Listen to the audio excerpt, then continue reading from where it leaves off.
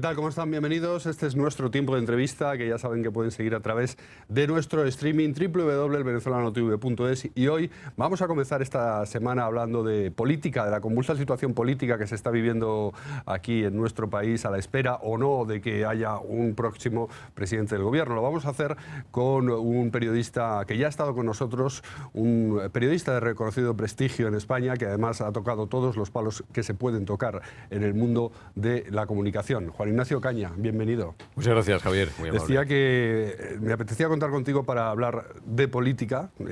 Otro día estuvimos hablando de periodismo, pero para hablar de la situación política precisamente también por todo lo que has vivido tú a lo largo de tu vida como periodista y lo que has visto, ¿no? Hoy el rey Felipe VI inicia contactos para proponer, eso es lo que marca la ley, a un candidato a presidente del gobierno. ¿Tú lo ves fácil que haya un presidente del gobierno sin elecciones otra vez? Bueno, eso de entrada es complicado y yo creo que en este momento cualquiera que diga, cualquier colega nuestro, incluso, en fin, aún sabiendo mucho y llevando a sus espaldas un recorrido analítico por las elecciones que ha habido a lo largo de estos años de democracia en España, cualquiera que sea capaz de arriesgarse a decir algo corre un gravísimo riesgo, que es el de equivocarse. Partiendo de esa base, por lo que respecta a Su Majestad el Rey, yo creo que tiene de momento la obligación de pedir a quien ha ganado las elecciones, al presidente del gobierno en funciones, a Mariano Rajoy, que intente formar gobierno. A partir de ahí, el resultado lo veremos. El rey, como todos sabemos, tiene dos facultades apuntadas en la Constitución clarísimamente, que es la de arbitraje y moderación. Y por tanto, en este momento yo creo que Felipe VI no puede hacer otra cosa más que marcar los pasos, los ritmos y los tiempos que marca la Constitución. Es decir, quien ha ganado las elecciones, en este caso Mariano Rajoy, es quien está en este momento, en fin, obligado a formar gobierno, o por lo menos a intentarlo. De ahí a que lo consiga, pues yo creo que hay un gran trecho. Y a partir de ahí, poco más, yo creo que podemos decir en relación con las audiencias que Su Majestad el Rey va a empezar el día de hoy. El rey anterior, Juan, lo digo porque como se está hablando de una segunda transición, de un nuevo periodo de cambio en España, el rey anterior, su padre, Juan Carlos I, sí que tenía más capacidad de maniobra, sobre todo al principio, en la época de la transición, ya que heredó todos los poderes del anterior jefe del Estado, y sí que podría hacer más, ¿no? Condicionar más la vida política que el actual rey Felipe VI, ¿no? Bueno, yo creo que todos, absolutamente todos, estamos de acuerdo en que la situación no tiene absolutamente nada que ver.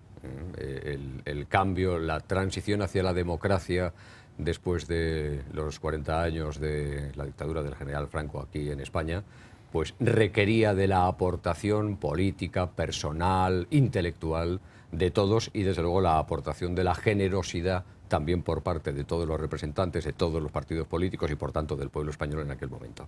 Me parece que la situación no tiene absolutamente nada que ver. La democracia en España yo creo que está absolutamente asentada, simplemente que no estamos, yo diría que muy acostumbrados a encontrarnos con situaciones tan, digamos, complejas como la que estas últimas elecciones el 20 de diciembre han dejado en España. A partir de ahí, el juego de la democracia es lo que se tiene que poner sobre la mesa. Otra cosa es que nos guste más o que nos guste menos. Otra cosa es que lo sencillo hubiera sido probablemente para todos, pues que cualquiera de ellos, el Partido Popular, el Partido Socialista o Ciudadanos o Podemos, hubieran tenido la posibilidad de formar un gobierno con claridad. Dada la circunstancia, tendrán que ponerse de acuerdo o tendrán que encontrar un camino para que la democracia continúe. Es decir, yo no estoy, insisto, muy de acuerdo con que esta sea una segunda transición. Es verdad que se ha hablado mucho, sobre todo por los partidos emergentes, de la vieja política, de la nueva política, vamos a olvidarnos de algunos usos. No, bueno, se van a producir, se están produciendo de hecho, yo creo que cambios significativos, pero que desde mi punto de vista poco tienen que ver con lo que se vivió en la transición española allá por el 76. Esto de la nueva política y de los partidos emergentes a los que hacías referencia, ¿te parece que aportan algo realmente positivo en el panorama político, los partidos emergentes, Podemos y Ciudadanos, o que tienden a reproducir los mismos vicios que dicen venir a combatir? Bueno, esto habrá que verlo con el tiempo, a ver cuál es el comportamiento, la actitud de estos nuevos partidos políticos. Yo creo que todavía es muy pronto y todavía incluso están aún con el mensaje sobre la mesa de lo de las viejas políticas y las nuevas políticas. No cabe ninguna duda que refrescar las cosas, pues las empresas, la política, todo esto siempre viene muy bien, siempre y cuando lo que no se quiera o lo que no se pretenda es destruir lo ya conseguido. Decía hace un instante que la democracia en España está absolutamente asentada y que lo que se nos presenta es una forma nueva de gobierno o de pactos o de entendimiento entre distintos grupos políticos. Pero todos aquellos que quieran romper de alguna manera en fin, la convivencia o la forma que nos hemos dado los españoles para nuestra democracia, esta jovencísima democracia, yo creo que no es positivo. A partir de ahí, bueno, habrá que ver cómo se comportan cuando verdaderamente estos partidos emergentes tengan posibilidad de tener cierto poder. Porque al final lo que ha ocurrido probablemente es que aquellos que se han asentado en la política, me refiero fundamentalmente a los dos grandes partidos políticos o incluso en alguna comunidad autónoma, como hemos estado viendo en Cataluña, ese afincamiento absoluto conlleva probablemente a degenerar, en algún caso, las democracias existentes en las comunidades autónomas o incluso en España. Por tanto, ¿los partidos emergentes pueden refrescar la política en España? Sí, pueden refrescarla. ¿Cuál será su actitud o su comportamiento cuando tengan capacidad de poder y de organizar y de hacer cosas? Bueno, pues yo creo que habrá que ir viéndolo poco a poco, ¿no? Estamos ya viendo algún tic extraño en el Ayuntamiento de Madrid, estamos viendo también algún tic extraño en el Ayuntamiento de Barcelona. ¿Qué te pareció, por ejemplo, la Constitución del Congreso, que tenía como hecho más noticioso que se había llegado a un acuerdo pues para que Patxi López del Partido Socialista fuera el nuevo presidente del Congreso y al final, al día siguiente y ese mismo día, todos los comentarios en los mentideros políticos y periodísticos eran que en la bancada de Podemos había un bebé de Carolina Vescanza, al cual también había estado acunando un rato Pablo Iglesias. Eso es el populismo realmente, ¿no? Sí, bueno, es evidente, no cabe ninguna duda, es populismo y sobre todo es estrategia política. Es decir, cuando Podemos se da cuenta de que ese movimiento que se había realizado en el Congreso, probablemente a espaldas de Podemos, entre Ciudadanos, Partido Popular y Partido Socialista, para conseguir inmediatamente la elección de un presidente del Congreso, se pusieron a trabajar para ver de qué manera podían chafar la elección de Patxi López como presidente del Congreso de los Diputados y que se llevara el día siguiente todas las portadas de todos los periódicos, de todas las televisiones y de todas las radios. Como estrategia política no cabe ninguna duda de que funcionó, porque el día siguiente todos absolutamente los medios de comunicación resaltaban la presencia del bebé de Carolina Vescanza, pasando de brazos en brazos de Errejón y de Pablo Iglesias, etcétera. Y yo creo que más de ahí no hay, quiero decir, ahí termina todo.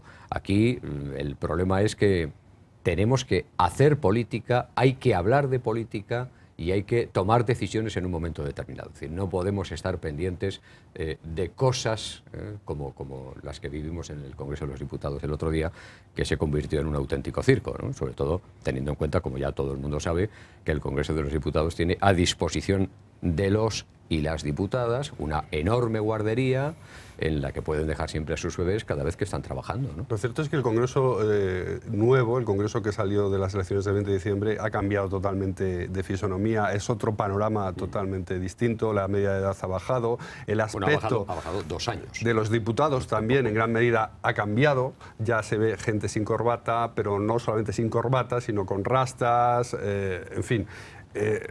Hay gente que dice, no, hay que mantener un decoro aquí. Y hay otras personas que se inclinan por esto es realmente la sociedad española y así debe estar representada. ¿Cuál de las dos posturas te parece más acertada? Bueno, hay dos cosas que yo diferenciaría claramente. La primera de ellas es que desde mi punto de vista, pues hombre, ir aseado al lugar donde trabajas es fundamental. Primero, por ti mismo y en segundo lugar, por la imagen de la empresa en la que trabajas. En este caso, lo que están haciendo los diputados y las diputadas en el Congreso es representar a los españoles en general. La segunda parte de esto es que los ciudadanos españoles han depositado su voto el 20 de diciembre y han elegido determinadas opciones. De esas opciones, 69 diputados son aquellos que tienen un perfil muy concreto. Un perfil no solo de actitud frente a la política o frente a las cosas, sino también en la vestimenta. Por tanto, la aparición en el Congreso de los Diputados de las rastas, del vaquero, de la mochila en vez de la cartera, ¿no? de lo que hablaba Pablo Iglesias cuando dijo aquello de, bueno, dentro de unos años sustituiremos las carteras ministeriales o las de los diputados por mochilas. Bueno, todo aquello, en fin, a mí me parece que es una decisión de los españoles también. Respetable siempre, que te guste más o que te guste menos, pues va en función de cada uno. A mí me parece que la imagen de un país es fundamental, hacia adentro y hacia afuera. Pero la decisión de los españoles es esa. Todos hemos visto la campaña política que ha hecho Podemos, Pablo Iglesias y compañía, y todos hemos visto el aspecto general de los votantes de Podemos y naturalmente de los dirigentes de Podemos. Por tanto, lo extraño hubiera sido, uno, que hubieran prometido o jurado su cargo de una manera normal, no como lo hicieron, y lo extraño hubiera sido que se hubieran presentado con chaqueta y corbata al día siguiente. Volviendo otra vez a la época de la transición, que tú eras muy jovencito, pero mucho, sí. Muy jovencito, pero ¿tendrás algún recuerdo de ella? Sí, claro.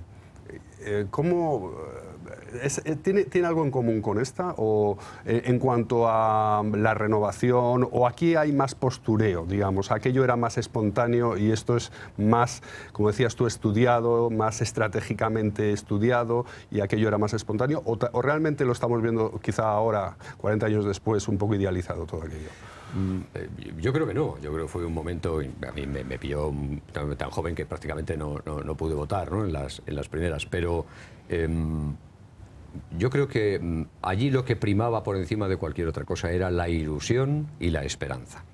Y eso no solo anidaba en el corazón de los españoles, que querían pues otra cosa, querían una España con color y querían una España en libertad y con música y canciones, ¿no?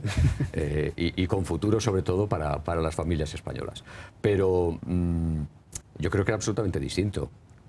Decía antes que yo creo que la transición, la primera, porque yo de momento que yo conozca no ha habido otra, la única transición que se ha hecho en España, primero, hombre, modélica, pues evidentemente siempre faltan cosas, falta algo que aportar por parte de alguien, pero me parece que se consiguió, en fin, ilusión, esperanza, futuro para la gente.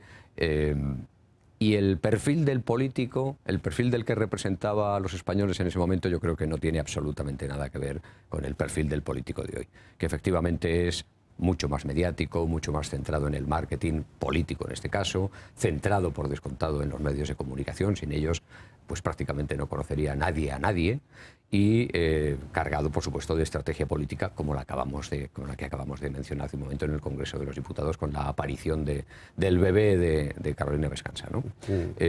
Por tanto, insisto, no tiene nada que ver, y yo sigo manteniendo que el perfil general de los políticos tampoco tiene nada que ver.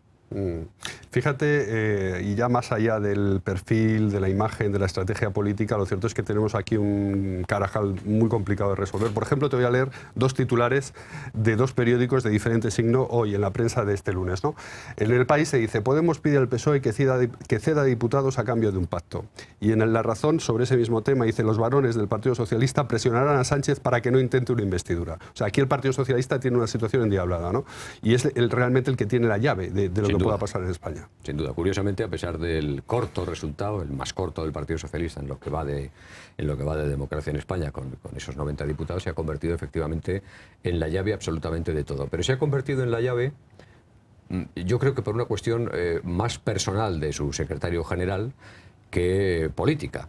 Quizás para la mayoría de los españoles lo razonable, dadas las circunstancias económicas, de desempleo fuerte que hay en España todavía, en la mente de todos está lo que ya ha propuesto Ciudadanos, lo que ha propuesto el Partido Popular, y a lo que de entrada se niega el Partido Socialista, que es un gran acuerdo, como el que se ha hecho en Alemania, por ejemplo. En fin, no es una cosa novedosa entre Partido Popular, Ciudadanos y Partido Socialista. ¿Qué influye en la negativa del Partido Socialista, desde mi punto de vista, de manera fundamental? Pues que Pedro Sánchez tiene una situación política delicadísima hacia adentro, hacia afuera también, porque el resultado ha sido muy corto, evidentemente, pero hacia adentro, hacia el Partido Socialista, tiene una situación terrible, terrible. Por tanto, lo único que puede salvar, o que podría salvar a Pedro Sánchez de ser defenestrado por los varones, o por algunos de los varones del Partido Socialista, es que gobernara en España. Para gobernar en España necesita hacer no solo encaje de bolillos, sino llegar a acuerdos con formaciones que, como todos sabemos, están absolutamente alejados no solo de las políticas de los dos grandes partidos, digamos en el centro izquierda y en el centro derecha, sino alejados incluso de la territorialidad, del mantenimiento de España como un gran país en el marco de la Unión Europea. Por tanto, si Pedro Sánchez al final, única y exclusivamente por una cuestión personal de mantenimiento en la Secretaría General del Partido Socialista, es capaz de llegar a acuerdos, en este caso con Podemos, que siguen manteniendo la defensa del referéndum en Cataluña, y de Esquerra Republicana de Cataluña, y de, en fin, Democracia y Libertad, lo que antes era Convergencia Democrática, que han llevado prácticamente a la ruptura, o es lo que pretenden, a la desconexión, esto que llaman ellos el proceso, ¿no?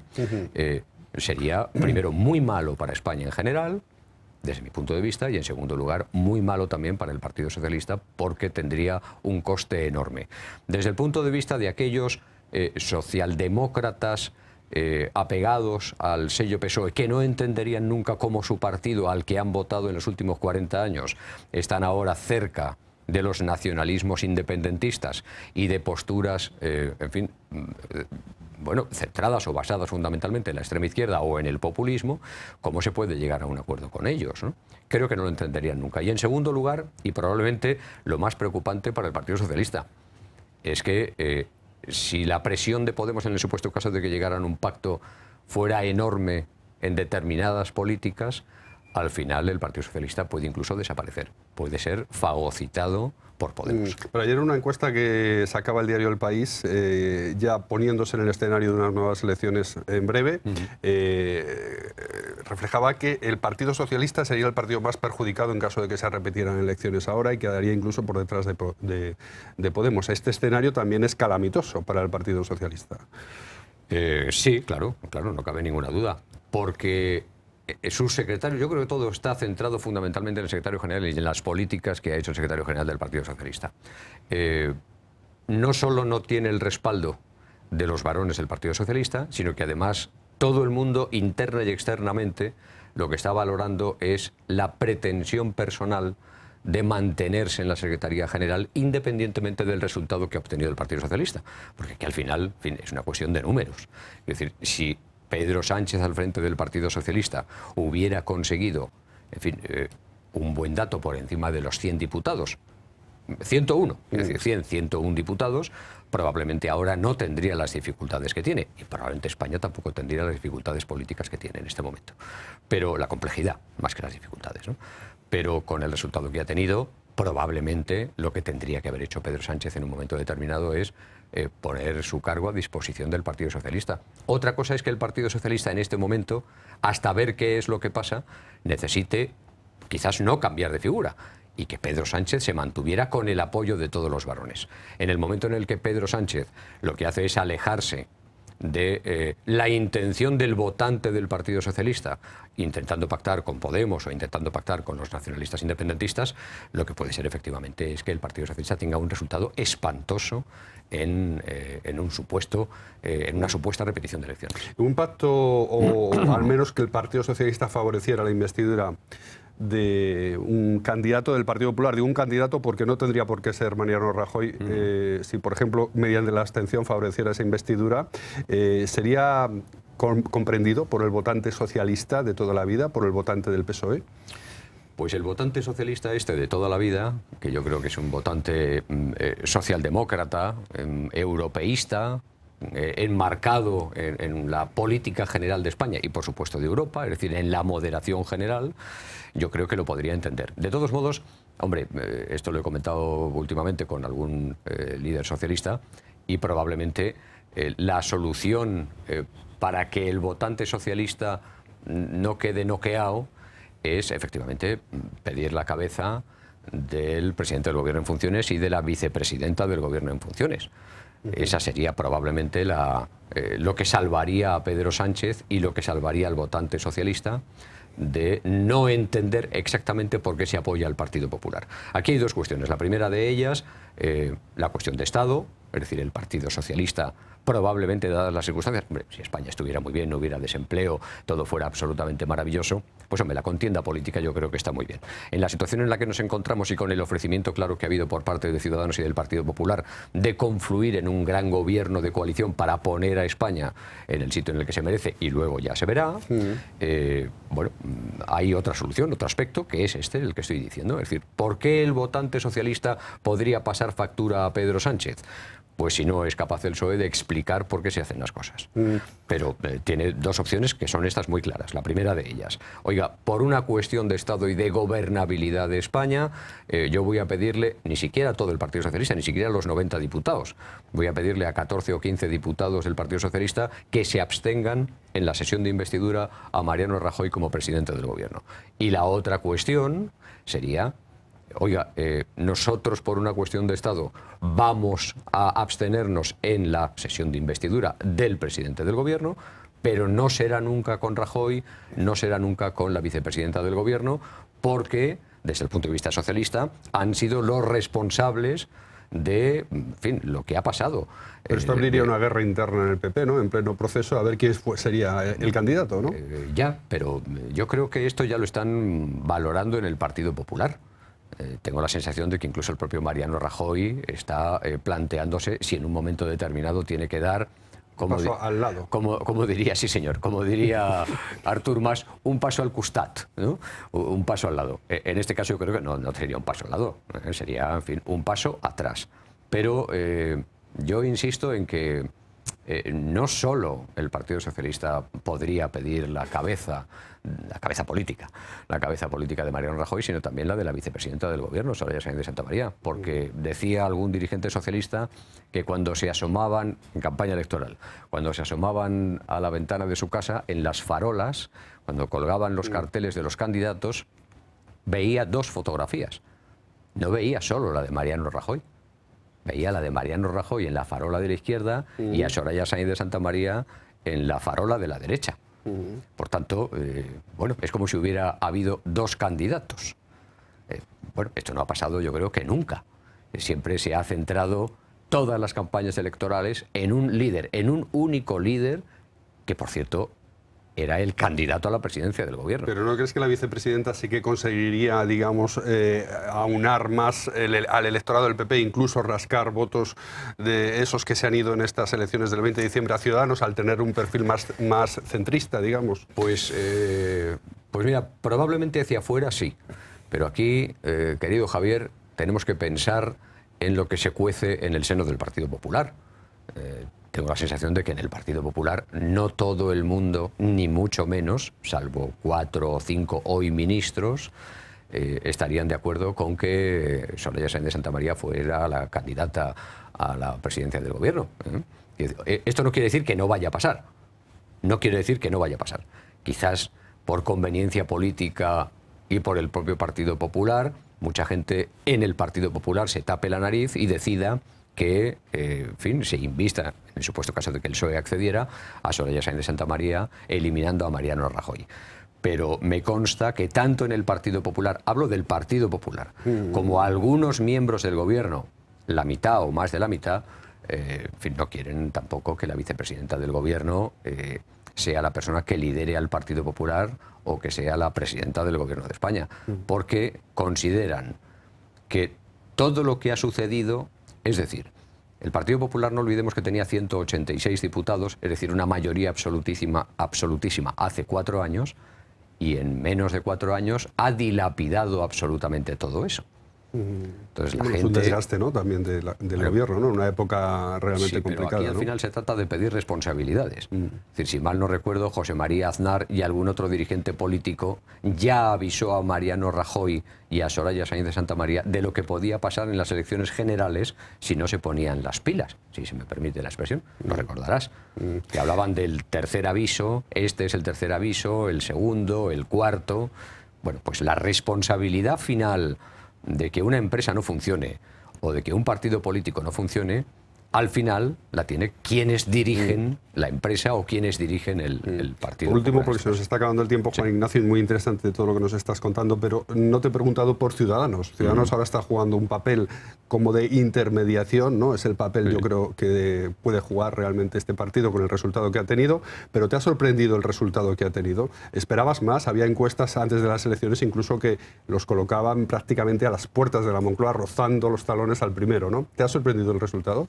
¿Hubo un fenómeno de hinchazón artificial en torno al partido y a Albert Rivera? Sin duda, no cabe ninguna duda. Pero de todos modos, yo creo que Ciudadanos ha tenido un exitazo incontestable. Es decir, de no tener representación parlamentaria a tener 40 diputados, pues me parece que el éxito es notable, más que notable.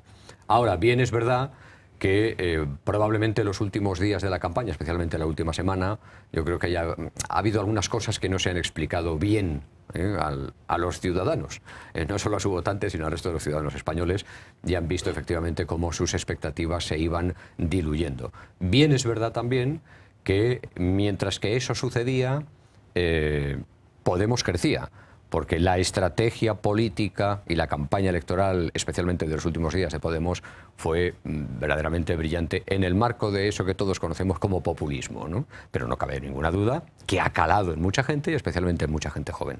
Y por lo que respecta a Ciudadanos, yo creo que tiene que entender que debería ser lo que fue en su momento el CDS y que ni Partido Popular ni Partido Socialista le dejaron hacer, que es convertirse en un partido bisagra que en un momento determinado anule cualquier posibilidad de relevancia política de aquellos partidos nacionalistas que en un momento determinado quieran la independencia. Por ejemplo, como Convergencia y Unión, con los que siempre se ha tenido que pactar, o casi siempre se ha tenido que pactar en un momento determinado de la historia de la democracia española. Para poder... Ciudadanos que se conforme con el papel de bisagra, ¿no? Que realmente sea realista. Es que, ¿no? claro, yo creo que la misión de Ciudadanos en este caso es ser eso. En fin, no es nuevo, no es nada nuevo en política.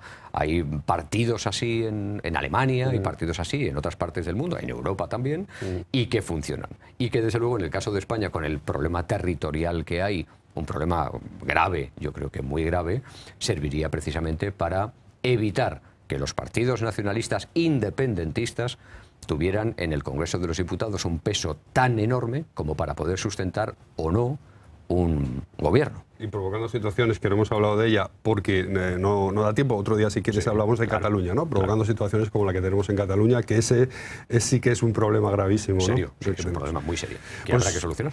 Pues muchas gracias, Juan Ignacio, por estar con nosotros analizando siempre tan interesante todo lo que cuentas. Gracias, hasta otra. Gracias, Javier. Esto ha sido la entrevista con este gran periodista, Juan Ignacio Ocaña. No se vayan porque volvemos ahora enseguida con las noticias. Hasta ahora.